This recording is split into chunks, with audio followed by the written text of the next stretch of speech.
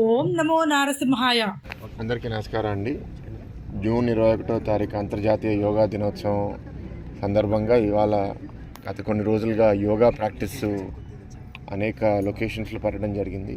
ఇవాళ సింహాచలం కొండ మీద రాజగోపురం ఎదురుగా చేసే అవకాశం మాకు ఇక్కడ కల్పించారు. చాలా ఆనందంగా ఉంది. అద్భుతంగా జరిగింది యోగా.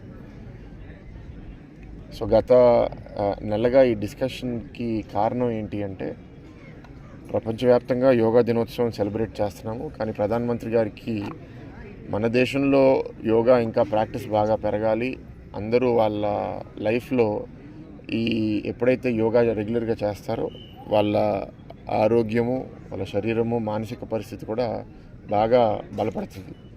రాష్ట్రానికి యోగాంధ్ర అనే ఒక అద్భుతమైన నామాన్ని పెట్టిన ముఖ్యమంత్రి గారికి ముందుగా ధన్యవాదాలు. ఓం నమో నారసింహాయ.